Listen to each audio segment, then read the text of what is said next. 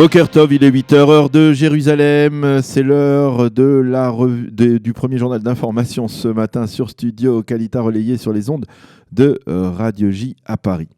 Les Syriens font état d'un raid aérien qui se serait produit hier soir contre des installations militaires dans la région de Damas.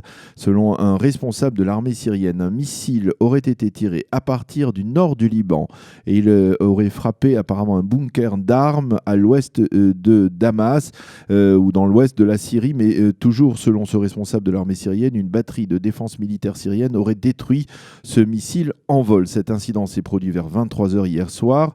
Sur les sites Internet syrien, on a pu voir des débris du missile qui se sont abattus près du port militaire syrien de Tantous.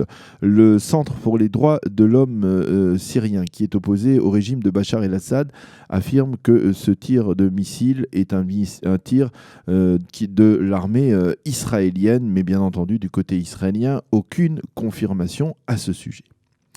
Ilhan Omar, l'une des deux membres du Congrès américain viscéralement anti-israélienne, a déclaré que la décision d'Israël de ne pas l'autoriser, elle et sa compagne Rashida Tlaib, à entrer dans le pays est un affront pour elle et pour ce qu'elle a appelé les valeurs de la démocratie. Selon Omar, il ne s'agit pas d'une décision surprenante. Elle a accusé M. Netanyahou de s'être systématiquement soustrait aux efforts entrepris afin de relancer le processus de paix au cours des dernières années. Quant à l'ambassadeur des États-Unis en Israël, David Friedman, il a déclaré clairement hier soir que les États-Unis soutenaient la décision d'Israël de ne pas autoriser les deux élus du Parti démocrate à pénétrer sur son territoire. L'ambassadeur d'Israël aux États-Unis, Ron Dermer, a affirmé pour sa part que la décision israélienne de ne pas autoriser l'entrée au pays des deux élus n'a pas résulté de pression exercée par le président américain Donald Trump sur Binyamin Netanyahou. Selon Dermer, les Israéliens ont modifié leur approche à propos de cette visite après avoir pris connaissance du programme très polémique tracé par les deux femmes lors de leur voyage prévu donc en Israël et dans les territoires palestiniens, d'emploi du temps qu'elles comptaient mettre à profit afin de mettre en exergue les activités du mouvement BDS, du mouvement de boycott contre l'État d'Israël. Le Premier ministre libanais Rafik El-Hariri a rencontré hier le chef de la diplomatie américaine Mike Pompeo. Il lui a émis l'espoir qu'un accord allait être trouvé sous peu dans le prochain mois avec Israël dans le litige concernant la délimitation des eaux territoriales entre les deux pays voisins.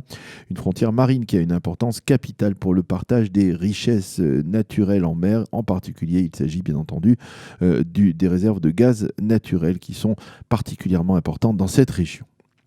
Des terroristes ont agressé hier en milieu d'après-midi un policier israélien qui montait la garde à proximité de l'une des portes d'accès au mont du Temple. Le policier a été légèrement blessé et hospitalisé. Ses compagnons d'armes, donc dans son unité, ont rapidement réagi en ouvrant le feu en direction des deux terroristes. L'un d'eux a été tué, l'autre a été très grièvement blessé. Il est dans un état critique.